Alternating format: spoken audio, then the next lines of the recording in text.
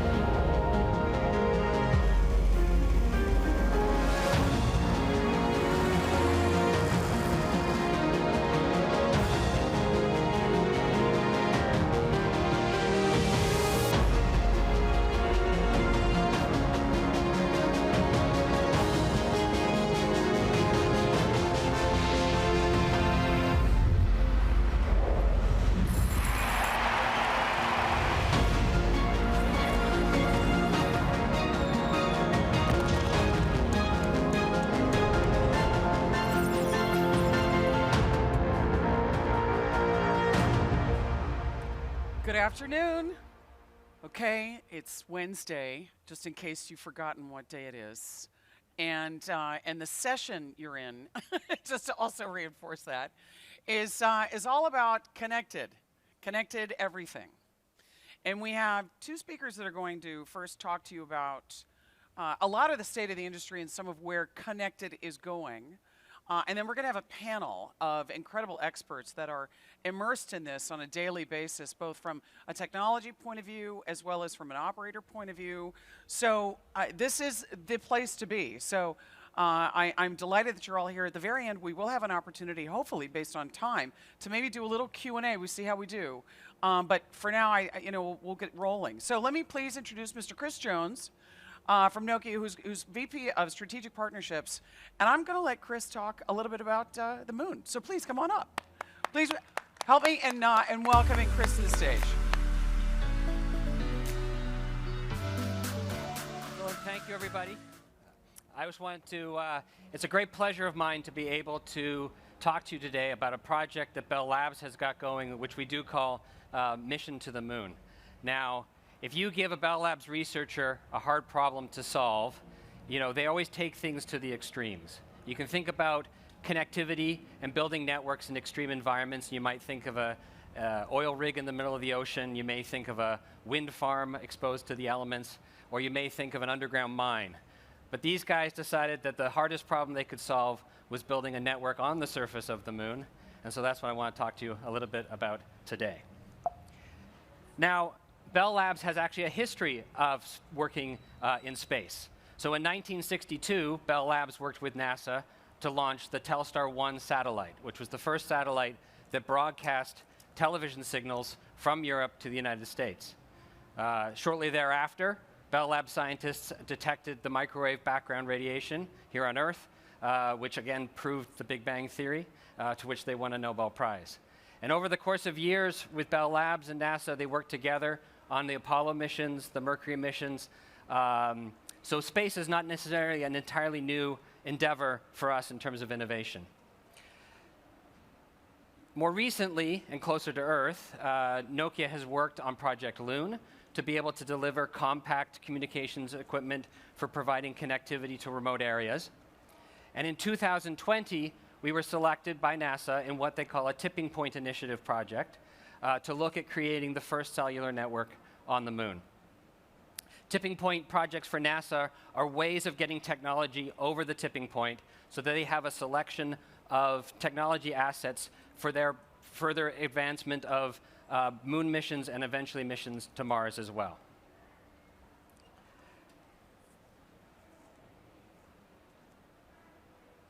So as part of the Tipping Point Initiative, we are partnering with two other companies who are on the bleeding edge of space technology. One is Intuitive Machines, who are going to build the lander, which will land on the moon. And the other is Lunar Outpost, who will provide the rover on the moon. And of course, Nokia is responsible for the wireless network that's going to connect the rover to the lander and provide the hardware, the software, and the services that allow all that to work.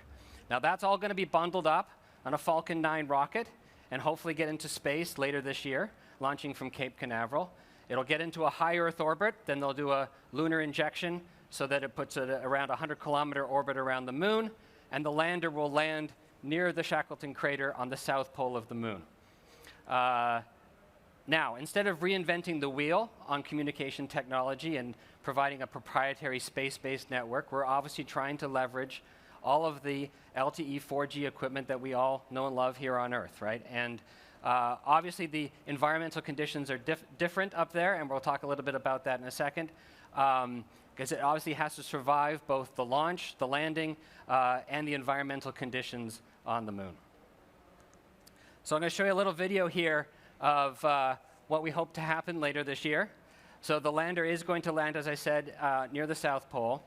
The lander is called the MWC, and the base station equipment is essentially going to be deployed on the lander itself. So there's a base station, an antenna, and the evolved packet core are all sitting on the lander. And then the lander itself has this little garage, which has housing the rover, and the rover will deploy on the surface of the moon.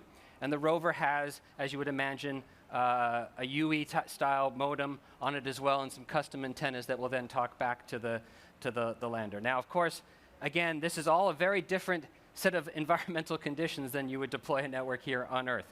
Obviously, there's a strict payload requirement, size and weight of the things that can go on the spacecraft. It has to withstand the vibration and shock of launch from Earth and of the landing on the moon. The environmental conditions on the moon, obviously you've got the vacuum of space, you've got radiation challenges, and you've also got temperature gradients. So on the sunny side of that lander, it might be actually plus 20 degrees Celsius, not so bad. On the shady side of the lander, you're going to have about minus 100 degrees Celsius, which is even colder than Finland in the winter. So we have to really have to test this stuff up, and the gradients are quite harsh. The other thing to think about, obviously, is that this is an unmanned mission, right? So this all has to be deployed autonomously. It all has to be able to happen without a hiccup. We don't want to be sending a field service repair guy to the moon to fix all that. So the redundancy is obviously built into the system as much as possible, so that it all work smoothly. Now, we've probably all seen, I don't know, this sort of cartoon of human needs. It's called the Maslow hierarchy of human needs, and sometimes people scribble underneath that pyramid free Wi-Fi as sort of the base layer of human need, right? But it is actually true if you think about it, right? As missions to the moon and Mars take place, obviously food, shelter, life support, absolutely critical. But communications, absolutely critical as well, right? The astronauts have to communicate with each other on the surface. They have to communicate back to mission control. And you're going to need, again, all these types of voice and data services, from high streaming video to remote monitoring of sensors, exchange of telemetry and biomedical data, and critical command and control functions for piloting rovers, et cetera. So all this communication is really critical for these kinds of missions. Now, again, we may not all get to be spacefaring billionaires, but it's pretty cool that our technology is getting up there. And our vision has really been to bring the state-of-the-art terrestrial networking equipment that we know and love here, harden it, make it survive the conditions of space, and put it up there and learn from that environment and learn what the harsh conditions need so that we can deploy things back here on Earth in these more remote and challenging environments here on Earth. We do believe, in Nokia, that everything can be connected, and this mission to the moon is really just one small step in that journey.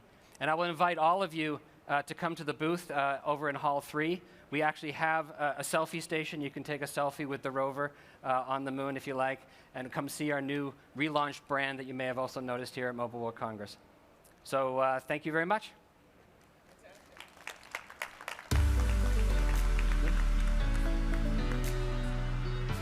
With this theme on the moon. Thanks so much, Chris. Yep. I want to ask Mr. Norm Follett to come and join us and speak about something similar. Norm is with Hewlett Packard Enterprise, and I think space is going to be a part of your topic as well. Yeah, thank you. You bet. My pleasure. Let's see. Oh, there we go. Thank you very much. Chris and I have never met, and we did not synchronize our presentations in any way. didn't. However, well, I think we share the same passion for space and space technologies and where we're going. Nokia is a true partner for Hewlett Packard Enterprise in a variety of ways. In fact, we have a shared demonstration in our booth in Hall 3, and I'm sure I'm going to see Chris down there a little later this afternoon as well. But what I'm going to talk about, so first of all, I have a couple of different roles in the company. I lead global technical marketing for Hewlett Packard Enterprise. That day job means I built our booth. My team built our booth. Adrian, my colleague there, was all part of it. So that's part of the day job. The second job is that I am the director of our Space Technologies and Solutions Group, which is really fundamentally a startup within Hewlett Packard Enterprise as we are growing our discipline in this area and evolving what we're doing. Now, Hewlett Packard Enterprise and Hewlett Packard in general, like Nokia, has a tremendously rich history in space exploration and the technologies that empower it. It goes all the way back to our founders, Bill and Dave, actually working out the trajectory of the Gemini and Mercury rockets to enable global communications with those missions. It moved on to the moon. In between, with all the other Apollo projects, the pin switches and diodes that were actually part of Armstrong and Aldrin's suits was Hewlett Packard kit, Hewlett Packard Electronics. I also, there's a wonderful photo for you space buffs out there of Sally Ride floating in the space shuttle with 8 HP scientific calculators floating around here. The scientific calculator was a standard piece of equipment on all shuttle missions, and in fact was actually partially developed or accelerated the development to be and allow for the Soyuz and Apollo missions to dock. So those systems couldn't talk to each other, but they could talk math to each other. So in fact, Hewlett Packard had a very big hand for the first international handshake in space, which leads us to the foundation and the evolution of man's continuous presence in space on the International Space Station. So think about it. Anyone under the age of about 25 years old have never existed on planet Earth without having someone in orbit above them. That's how long the ISS has been continually manned. So, connected. Well, what about a connected space, right? My friend Chris kind of initiated it, started talking a little bit about it. It's all over the place. There are so many different things that have to communicate and talk to each other. For example, the Gateway, which is being developed by Northrop Grumman. The Gateway will be the lunar space station. It will orbit the moon. Future missions will stop at that Gateway and then traverse back down to the moon. Not with ropes, of course, but that will be the standard protocol for lifting up and down off of the moon. You need to be connected there. There's also a variety of commercial launch vehicles across the spectrum. Everybody's getting into the space race in the game. Robotic exploration, including my friend's rover and even hardier equipment. And how do we stay connected? How do we stay connected in space today with the International Space Station? Well, I mean, you think your cell phone's expensive today? No offense, Chris, but just think about how expensive that's going to be. Now, this is a little bit of a back of a napkin drawing, right? I don't pretend to say this is a completely accurate representation, but when we actually think about it, well, how much is it really going to cost? So today, satellites and the ISS use the tracking and data relay satellite system to communicate, and it's mostly connected. When you actually look at it, there's about 10% of the time where there is no connectivity with the ISS. It's called loss of signal, right? It can be predicted, it can be scheduled, but that's where the satellites are still dependent upon line of sight around the Earth to have continuous communication. And they simply cannot achieve it completely, and they've just kind of decided to live with it. So you often see people talk about loss of signal in satellites. You can schedule it, you can move things around, but it's inevitable, it happens. So we're mostly connected to the ISS today. All right, so today, right now in the US, just moving data around, about $5.62 per gigabyte, right? That's moving data, terrestrial communications. The tracking and data relay satellite system, that goes up, as you can see, at 25,000 miles up, 10x terrestrial prices. So if you figure, okay, let's just, back at Chris on the napkin, okay, now it's going to be 10 times that. So we're talking about $540 per gigabyte. It's 10 times the distance. That's going to be a pretty big bill, all right? Now let's talk about the moon, right? The lunar market opportunities, everybody's going to want to go to the moon. There's a lot to do there. There's a lot of money to be made there. All right, the commerce on the moon is going to be the next great frontier. So this particular representation, and this was developed by PwC, 2021 study. There's plenty of studies out there that are very close. This talks about 3 key areas: lunar transportation, lunar data, space resource utilization. Right? And you can see the description there. The total addressable market, and many people say they're understating this, is $170 billion between 2020 and 2040. Right, that companies are going to want to tap into. The $50 billion addressable market on the right is just lunar transportation. It's going to be serviced by rovers, right? Machines moving, trucks on the moon, right? All of these things have to communicate and have to stay connected. So how do we achieve that? How do we tap in to that market? Hewlett Packard Enterprise has been on this path for a while. What you're looking at right here is the dawn of high-performance compute and AI in space. This is a project that I've been privileged to be associated with. This is the HPE Spaceborne Computer, Spaceborne Computer 1. It flew from 2017 to 2019. It was a proof of concept, if you will. It was, I think it may have been even part of that tipping point program that Chris mentioned as well. The notion here was, can I take high-end, off-the-shelf compute components? Can it survive the shake, rattle, and roll of space launch? Can it be integrated into the flight system, meaning power, cooling, et cetera? And can it be performant for at least a year? Why a year? Because this was about getting ready for the mission to Mars. And they figured a year is a good benchmark for us to be ready and understand how far and how long you have to have a high-performance compute capability operational. So for 1 year, it was a controlled experiment. We did a lot of HPC computing, tests, standard benchmark tests. All, computer scientists would recognize this battery of tests, and we hammered that box 24/7. We had a control experiment in Chippewa Falls in our lab there, compared everything, kept looking at the data. After a year, totally perfect, right? Worked extremely well. Then suddenly NASA realized, well, we've got this computer up there, we might as well do some work with it. So they extended the mission for 8 months, and we started taking on operational jobs and tasks.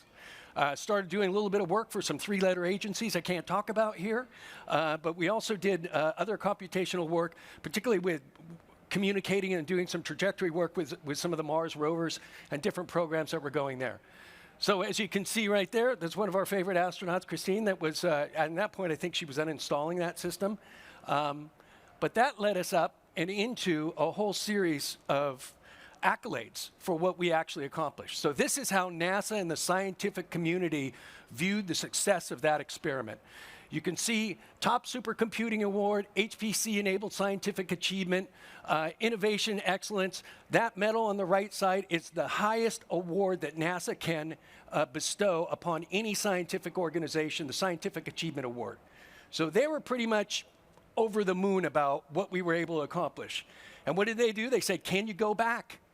Because they realized that on the ISS, 254 miles above the Earth, low Earth orbit, nowhere nearly as high as those satellites, that in the past they were able to rely on working and communicating with compute systems on the Earth. However, remember, loss of signal, not always reliable. Also, there's a big bandwidth issue, communication as you can perceive it. Taking samples and sending down huge data sets to planet Earth, it would just consumes all of the activity, the communication activity, and there's a much better way to do it. And that way to do it is edge computing, supercomputing in space, the edge of the edge.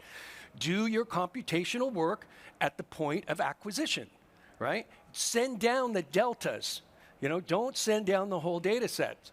So Spaceborne 2, different mission, pass a proof of concept, get up there and get to work. One of the experiments that we did with our colleagues at Microsoft, NASA, and ourselves, joint forces, was a machine learning experiment around gloves. So space gloves wear out. And there's actually an EVA season, that's a spacewalk, and there's a few months of the year where it's optimal for the astronauts to be outside and be working. So they're turning this equipment around very fast. Well, when these things wear out, astronauts can be harmed. So as odd as this sounds, if I was an astronaut and I came in, I take off my gloves, I'd be sitting there, I'd have to take like 400 pictures of my gloves from every angle. Then I'd stream all those JPEGs down to some guys in Houston, and 4 guys in a room would look at these pictures. Well, this one looks pretty good, right? and they'd be looking at it, and they might circle a spot, and they say, hey, Bill, up on the space station, take a look at this glove over here.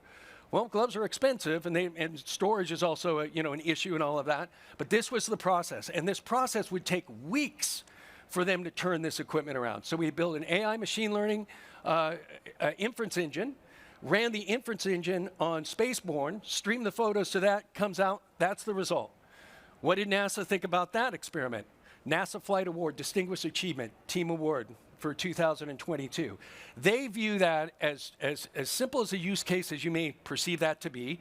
They view that as a major achievement to allow us to go to the moon, to allow us to go to Mars and be effective. So I can scan my suit, scan my kit, they can tell me if this gear is good to go and I'm safe to go back outside and go to work. So very significant and a very practical achievement. And that's just one of the many experiments that we've done here. So again, ladies and gentlemen, I contend edge computing will deliver a connected space because it'll make it practical and viable. So again, this chart, just a couple of engineers working things out, but this is 5 different examples of us doing. The important thing right there is download size improvement, the amount of reduction. So there's one experiment that we took place that we collaborated on, DNA sequencing. Remember the Kelly brothers, right? The 2 astronauts, the twin brothers? They were a DNA experiment. One stays on Earth, one goes up to space. They're sampling their DNA, especially when Mark came back and said, what changed? What physically changed? And that was the only way they can do it. So that moved on to taking DNA sampling, huge data sets, and streaming that down, and it would generally take 1 sample a month for them to get that data to go through that process.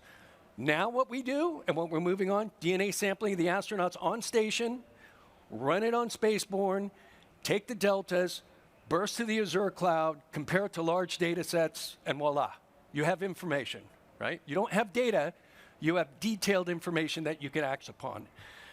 All of this is valuable, right? All of this is valuable. All that bandwidth consumed or saved from consumption is worth something. It's worth quite a bit. I contend that a connected space will be driven by edge computing. It will be a profitable endeavor, right? If it takes me $1,000 to send down this full data set, but I can do work on station or wherever, surface of the moon, and it only costs me $100 to send the delta down, I'm pretty sure that I'm going to be able to charge that person $100 and they save $800. So ladies and gentlemen, my name's Norm Follett. You can Google Spaceborne, HPE Spaceborne. Visit us at the website. Love to hear from you, and I look forward to seeing you on the moon. Thank you.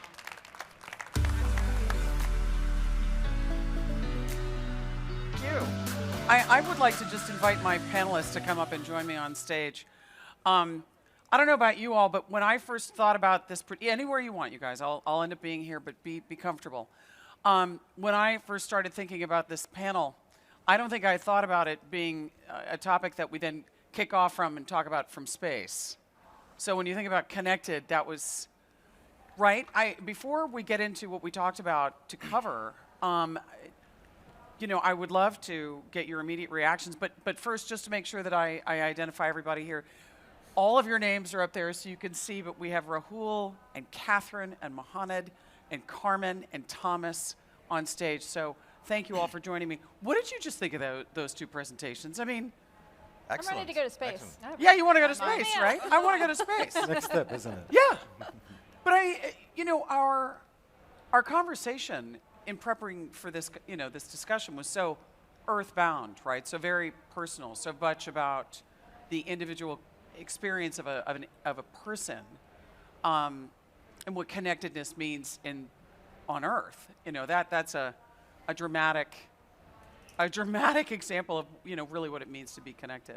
But it does. I mean, I want to go to space now.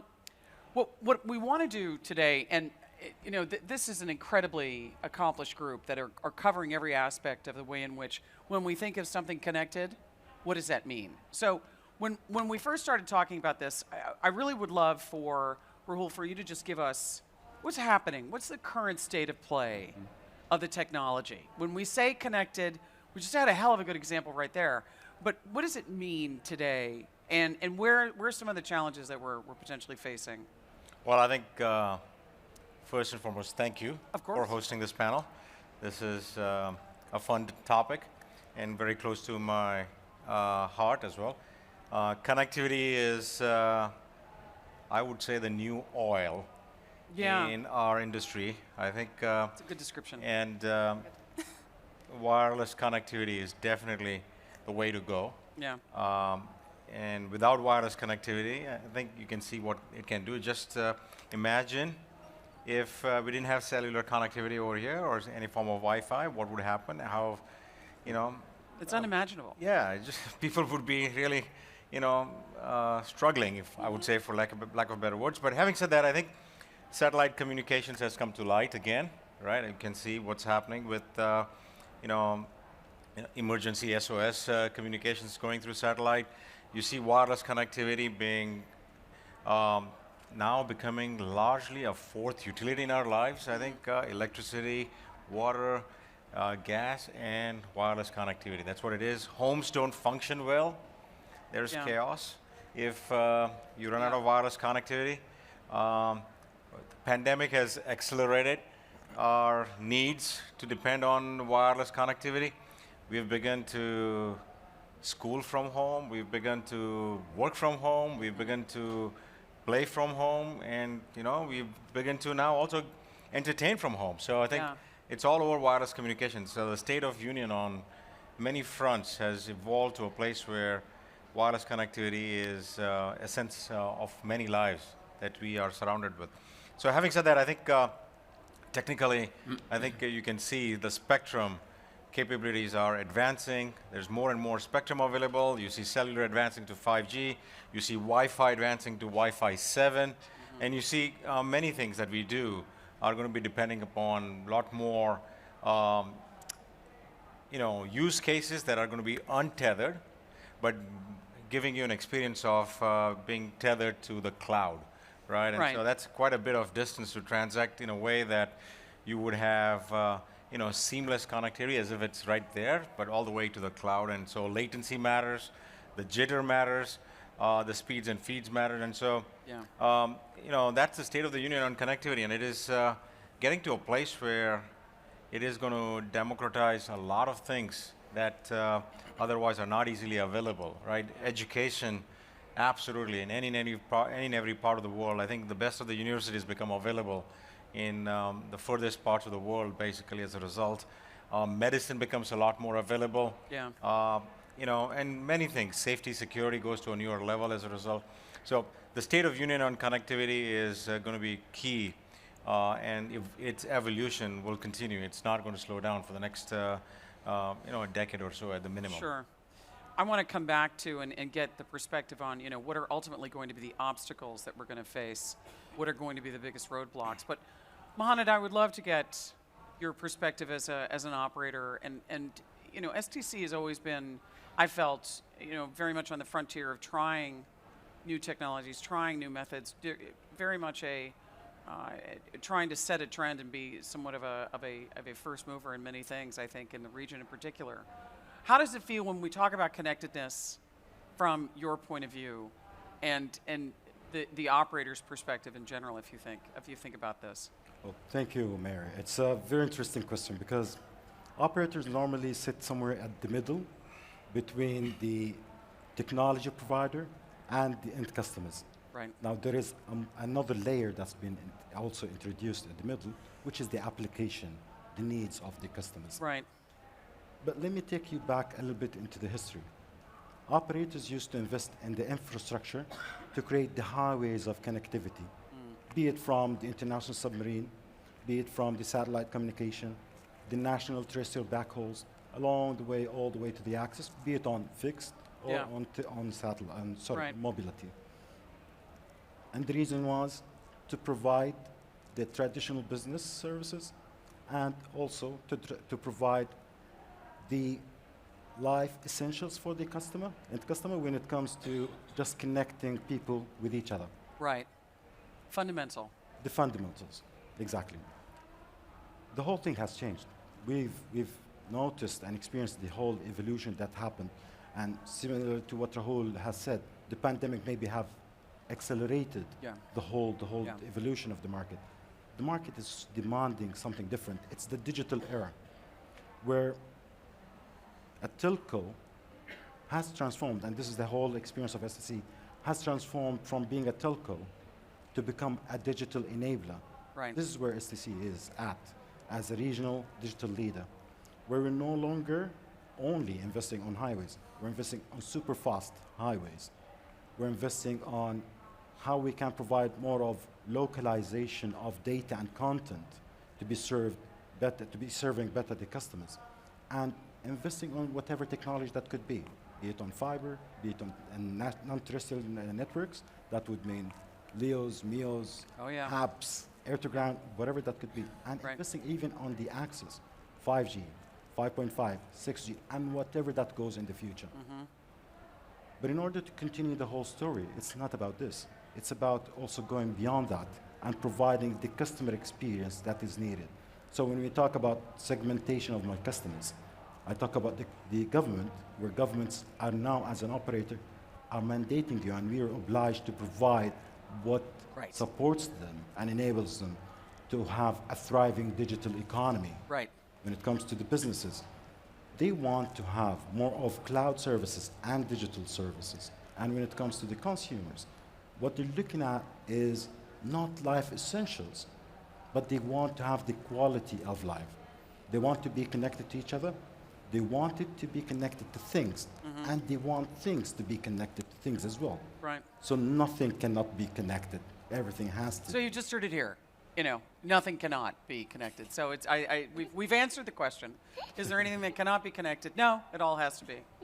From the IEEE, Carmen, your double hats. Carmen's got an interesting perspective here today. She not only is kind of acting as the voice of IEEE in this discussion, but also has a healthcare solution where she's providing augmented reality solutions for therapy for multiple complex health issues, where they're using augmented reality to help patients recover. Which, I mean, so here we have a really good example of a use case.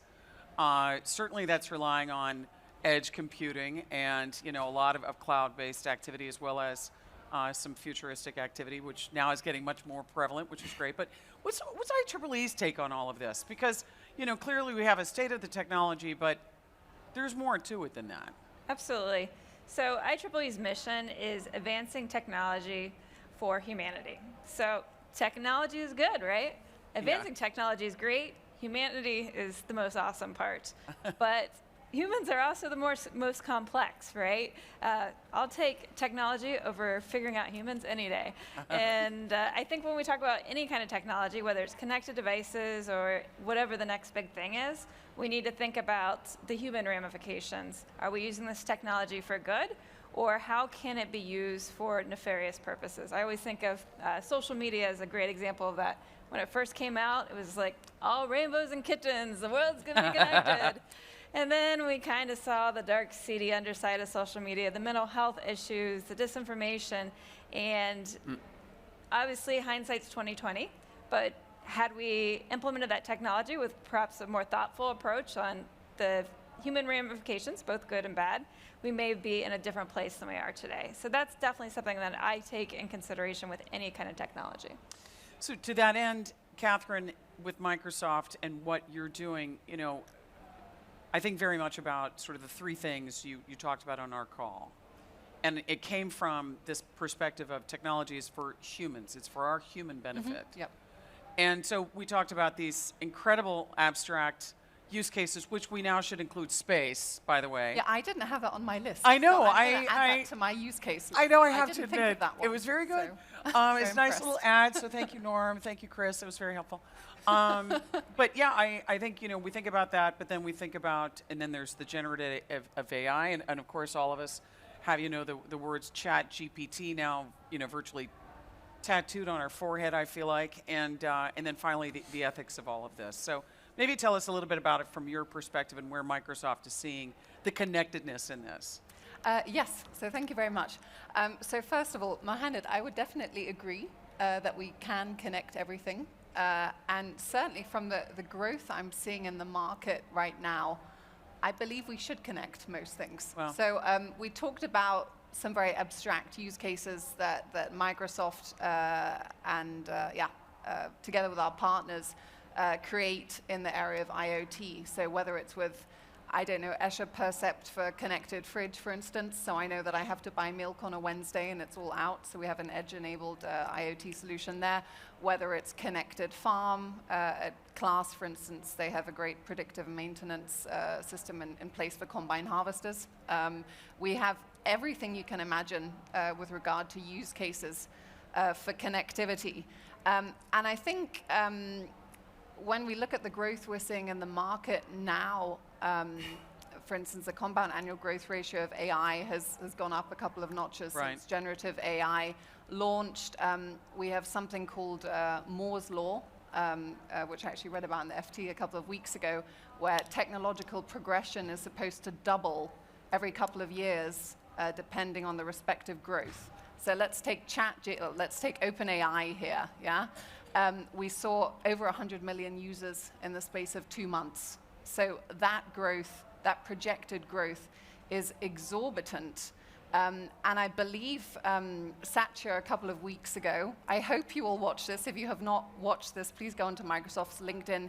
He talked about 3 platform shifts with regard to the web. So he said the web, first of all, started on the server, yeah, and PCs. Then it went to cloud and mobile, yeah, Mobile World Congress. And now we're looking towards generative AI. So AI that produces all kinds of content from images to sound, to text, obviously, and actually comes up with content that hasn't been programmed into the system. And he talked about this shift and the fact that we're now going to have a kind of agent relationship. He said that we would have going forward in pretty much everything we do now an agent or a kind of a co-pilot to accompany us on this journey, yeah. And I think that's very much needed when I look with regards to the growth that we've just talked about. I think it's very much needed that we have an agent, we have someone to help us on the way when we're experiencing this growth. We also have, for instance, we're supposed to, I think it's by 2030, please correct me if I'm wrong, but by 2030, I believe our population worldwide is supposed to be at 9.7 billion, yeah? When we look, because obviously one of our deep dives today is healthcare. When we look at the US, for instance, a quarter of Americans actually have a chronic illness that needs to be monitored 24/7, yeah? If we have a growing population, chronic illnesses, and also this growth in the market, I don't think we can do it alone. From our perspective, I do believe we should connect everything, and Satya did talk about these platform shifts, and I would actually go one step further and say that it's a paradigm shift. So I tend to talk about or recognize a paradigm shift when it very much goes into the common culture. So there's that Larson cartoon when Bambi's mother died in the Disney cartoon. Sure. All the animals in the forest said, yeah, what were you doing when Bambi's mother died? Now, every time I go to an executive keynote or even when I'm questioned myself, everyone goes, what was the first question you asked ChatGPT? Yeah. What was it? It's Yeah. always on that level now. Yeah. There's really been a paradigm shift. And yeah, so from my perspective, and I also think from Microsoft's perspective, we should connect a lot more, i.e. a kind of a co-pilot, as Satya said, into our everyday life. And what I also find very encouraging and very interesting is that, for instance, I'm sure a lot of people have children in the room who do international baccalaureate. A week ago, International Baccalaureate said, okay, you can write an essay with ChatGPT, so with our brilliant... Did they really? They did, with our large language model. Oh, I had no idea. They said but, there is a but. I'm sure. If you cite them. If you cite them as an author. If you cite it. And at that point, I also thought, okay... Schools might as well just quit. Yeah, I mean, then I forget thought, wait a minute, how did I learn discipline as a child?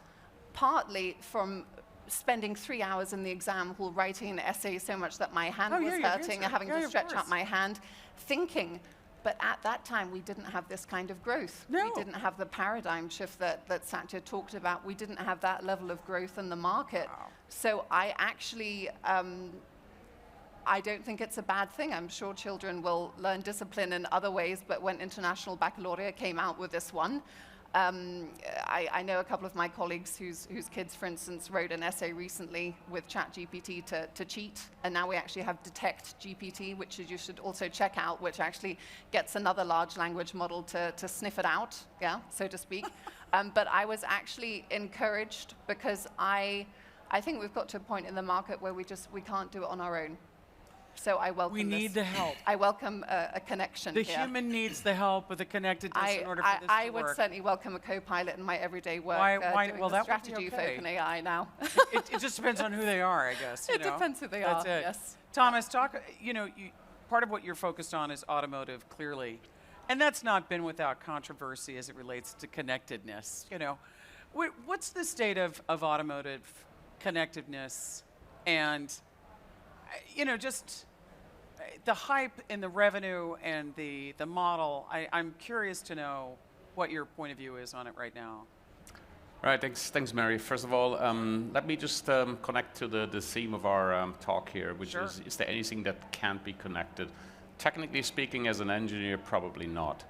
Ethically speaking, I think there's a few things that shouldn't be connected. And on Mondays, one of the keynotes I saw here at MWC, one of the large equipment providers spoke about his vision of the metaverse, and there was very prominently the mention of a human-brain interface.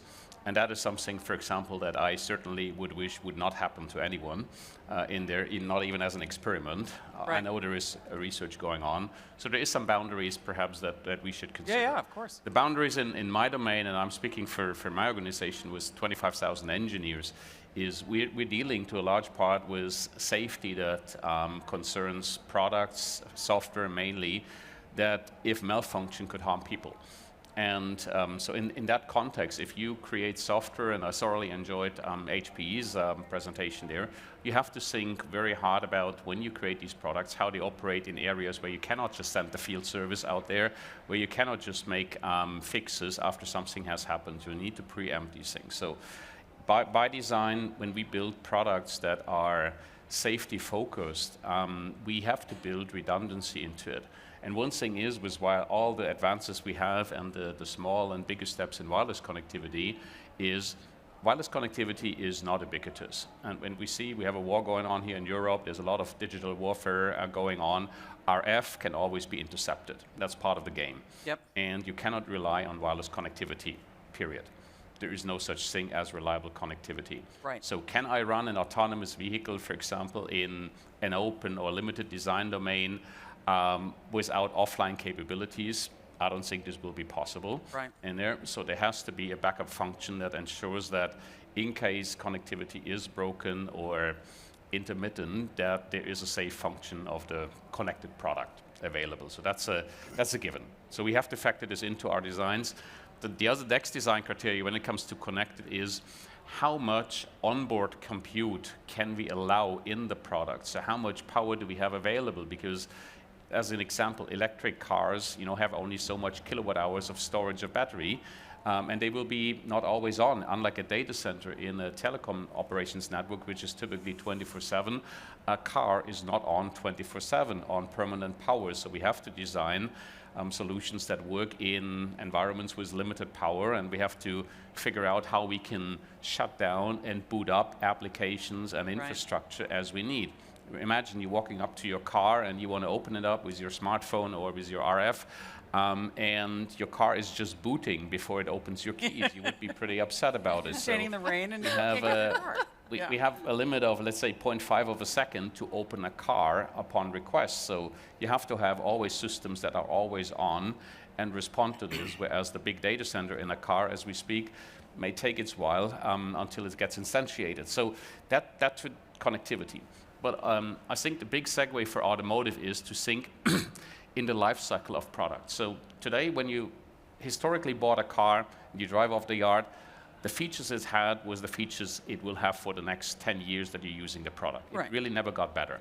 And if you omitted a feature in your order list of options, perhaps, there was literally no way to retrofit this feature because some physical part was missing, some wiring was missing. It could not be retrofitted. The beauty of what we are designing now is what we call the software-defined product, the software-defined vehicle, is that a lot of the capabilities in the product can be amended, can be changed as the product is used over extended years of use. And that makes the product more sustainable. It makes the product more financeable from an affordability standpoint. It contributes to a higher, what we call in the industry, residual value, which basically means how much money you have to put down and how much money you pay for your leases or your finances. So there is a lot of benefits by creating products that have a long life cycle in mind. When it comes to connected, what we're leveraging is technologies like our partners Qualcomm. We're leveraging intelligently to augment the onboard computers, which have finite capacity from a money perspective, from a power perspective, and we're using the near infinite scale that cloud providers like Microsoft offer to us to basically move workloads between, like Tetris, move workloads between the car and the cloud as we need it. And that kind of basically, we call it a glide path for applications to grow, gives us really the capability to build a product that gets better every day. And that's what automotive customers are looking for. But in the same token, though, I mean, and coming back to you, Rahul, that requires, in your comment, that's going to require constant connectivity. Oh, yeah. You've got to have some level of, and it needs to be powerful. So one thing I want to definitely come back to is clearly this is, what we're talking about are developed world applications, right? I think developing worlds, developing nations are in a challenged position to get to this. So I want to come back to that. But as it relates to this, you know, when you see the next challenge in terms of technology, I had someone ask me earlier today, what's 6G? And of course, I immediately am just like, I could give you an answer. I have no idea if it's right, but I'll give you an answer. The compute component to this, and this, and I'll use, Thomas, a very old term, load balancing. It just, you know, makes sense to me, load balancing. What is this going to do in terms of the technology and the way in which it needs to be proliferated and implemented? Because this doesn't seem to me to be an overnight activity. There needs to be a significant amount of ecosystem change, not even a technology change. Yeah, I think it's a great question. I think the way to reflect on some of these aspects at a very high level, we are largely a very capitalistic society. Yeah. And in a society like that, the government has a role to play, one of enabler, so that technology is available in parts of the world that is not easily accessing technology, but also a role of a regulator. Right. Because some of the things that, say, Carmen mentioned, Thomas touched on, is going to be extremely valuable. I think while you enable technology, you want to make sure capitalism doesn't take it in a direction where, it does not help, like Carmen said, the word was humanity, right? And I think those are some of the aspects that cannot be overlooked. For example, in the United States, this last fall, like every fall, it is a college application season. Oh, and yeah. like Catherine said, many students used ChatGPT to write their essays, right? And it was not until Detect GPT came about, the applications probably went down a path where it was unfairly evaluating, student applications. And so here is an example, which is very basic, simple, but we can't lose sight of the fact that AI is generative. It's generated through models that were built by humans for the benefit of humans, and there comes the component of how do you regulate. Same is the case for enabling technology. I think if we want to make sure cars are going to be a lot more intelligent on a going forward basis, the government is enabling the right infrastructure in a very optimal manner that ultimately is offsetting, some of the downside effects of consuming a lot more energy than you need to, or not going overboard in some of the aspects. So of bringing technology to the forefront. So there's a big role that the government has to play so that some of these things remain in balance and for the benefit of larger humanity, not a small portion of a society. Right. Not a small subsegment. Exactly. You know, Mohanad, from the operator's point of view, I go back to the very early sort of 2008, 9, 10 trillion-dollar market values that were thrown around for IoT.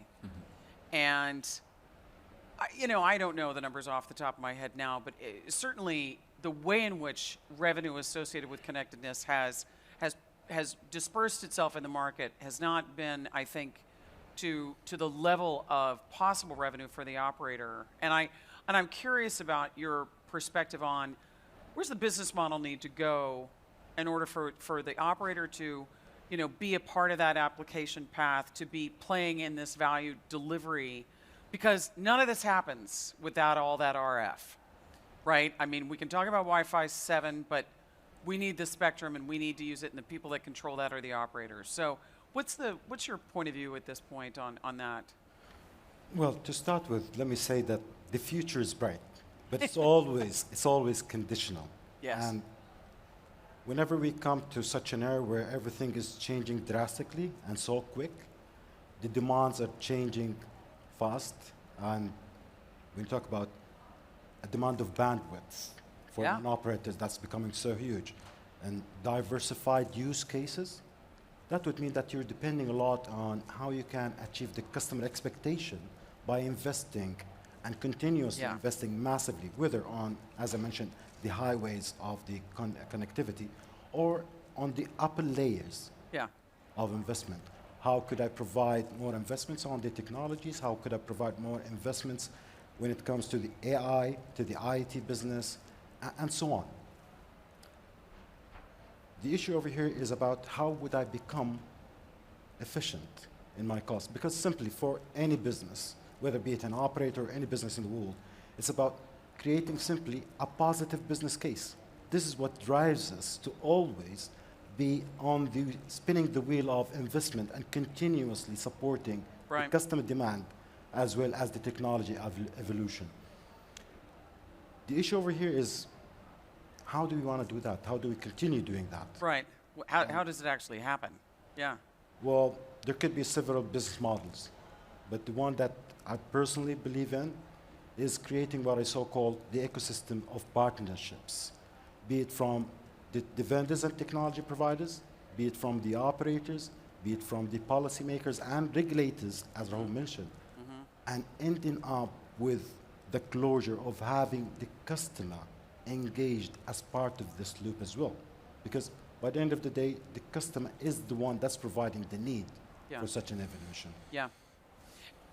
When I take it back to your day job, Carmen, and the work you're trying to do with the patients that have these immensely complex health issues, what is connectedness meaning in that environment, in that room where you're helping that patient?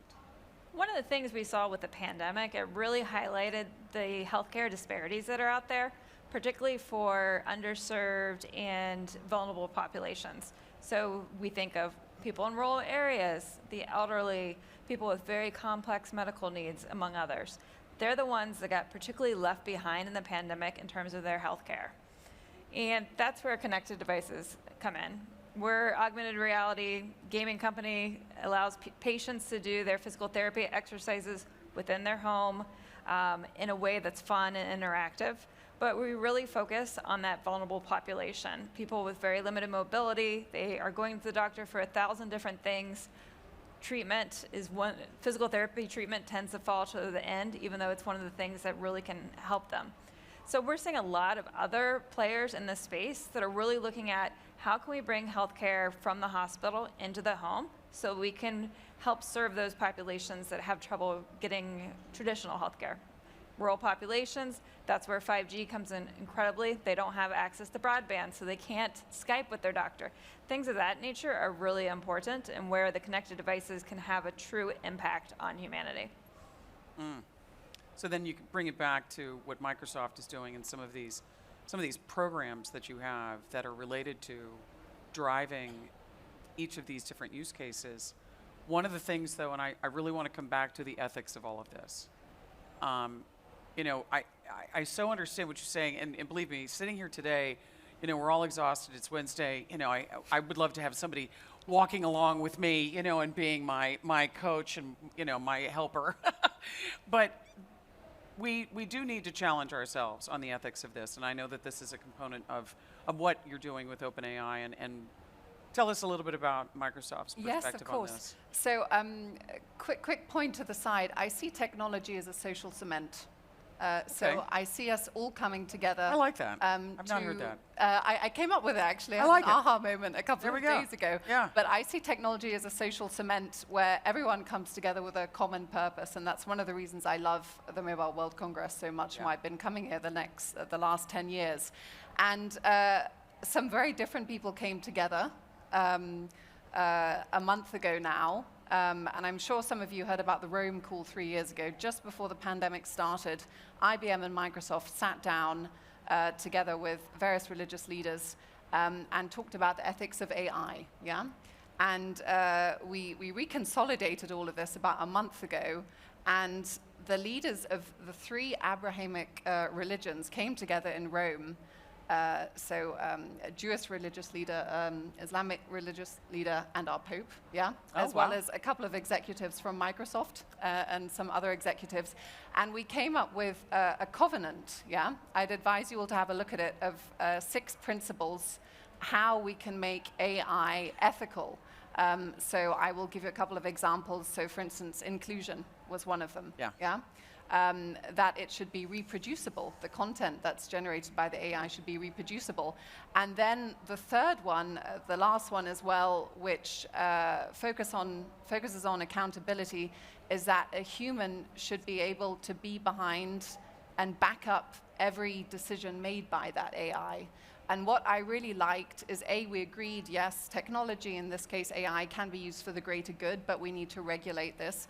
What I really loved, considering how many wars we've had in the past that are to do with religion, is that 3, as I said, religious leaders sat down and we all agreed on something. It was a social cement, in this case technology, that we can use technology for the greater good. We just have to regulate it a little bit. And in this case, we came up with this covenant that I'd advise you all to have a look at because I found it inspirational.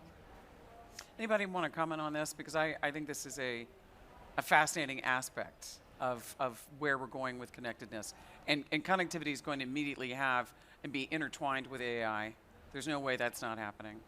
So where, you know, kind of I go back a little bit, Thomas, to your point about the image of the brain, you know, and having that, you know, not be there. And then, of course, when you think about some of the examples that have come out recently, and of course, you know, the most talked about, or at least in my sphere, was the New York Times article and this whole long conversation that this journalist had with Sydney, the name of the ChatGPT avatar, if you will. And your point stuck with me. Well, I think from a scientific standpoint, I'm not overly impressed by these results. Quite frankly, fantastic. It's. I mean, ultimately, this could also be scripted and made up for that. So I don't pay too much attention to that. So the foundational advances that we see from a scientific standpoint is, like, say, if you look into our industries, we could be talking about quantum computing and these types of advances that really get us forward. An application of machine learning and, you know, getting a conversation out of it, I think it's overrated. The news is all over it, and I think it's, you know, it made headlines this year because it was talked all over in Davos and lots of people, so it was smart to talk about it. But I don't pay much attention to it. So ultimately, what I'm going back to the question you had about IoT. We have now about 10 years of IoT, and it has gone pretty much sideways. And we need to ask ourselves why did IoT not become the huge success that, you know, we were, you know, pushing this for the last 10 years. And one of my experiences with the technology is that I call it often it's a fire and forget technology. You know, we create all these little sensors and connected smart devices that were inexpensive, but they were built not with a life cycle in mind. And like say, if I go back to the history of Microsoft, you know, over 30 years, they created products that had a life cycle idea coming with it when we connected them and we could support them. But IoT devices very often were built inexpensively and did not, from an engineering standpoint, have anything factored into mind that we could update them, that we could properly secure them, that we could provide them with functionality enhancements through software. And I think the software industry itself, we need to introspect and see how can we create more sustainable software products on top of a hardware, and not just create all these throwaway, fire and forget solutions that are inexpensive. That the frustration with IoT is that these products were useless after a few years, very often after a couple of years already. I was going to say, and, yeah. So the value cases with these investments did not manifest. Many of our customers in IoT that I speak to regularly, express that frustration to me. As a system integrator said, my IoT project didn't yield the ROI or didn't yield the results that I was hoping for. And it has to do with this, and I can translate this into the automotive world, where the connected functions that cars had, notably for more than 10 years, did not yield any notable benefits for the owners and operators of these products, other than some occasional updates that were mostly not visible. So it had to come to the point that only the one company that really showed people how to create a tech product that happens to look like a car was plowing ahead, and to much surprise of any, this company had created under the hood a completely different technology solution than anybody else had. And that is where the North Star of our industry sits at the moment, and we can learn from this. And I was amazed on the HPE solution, for example, a simple design principle that at the point, data should be computed at the point of acquisition. Right. It's a design principle that is as old as client-server computing definitions were. But very often we don't follow this through. We are on the hype that every data should be transported centrally to the cloud. So we're bringing a lot of live data feeds into the cloud, lots of useless data, instead of finding the value in the data first at the source of acquisition, apply computational workloads to it, and then reduce the cost of acquisition, reduce the long-term cost of storage. And quite frankly, in our industry, the term cloud repatriation that is now becoming more and more into CIO's mind has to do with the fact that we realize that in the cloud we are accumulating lots of things that we don't understand anymore, but they come with a monthly bill that is fairly high, and it keeps growing.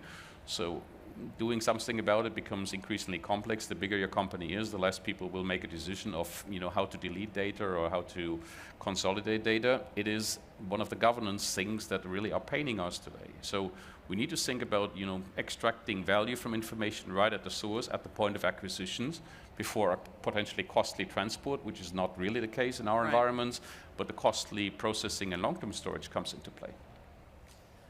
I so appreciate all of your points of view, and we are at time, but I know that we could keep talking about this, and this thing has been blinking at us. Don't worry about it. We're right at time. So I want you to join me in thanking this panel, because as we do with any panel, we could just keep talking. So, but thank you all so much for taking the time and your point of view, and join me in thanking my panel. Thank you. Thank you so much, you guys. I really appreciate it. Great show. And it's almost the end of the day on Wednesday, so you're doing all right. You're lasting. So thank you so much.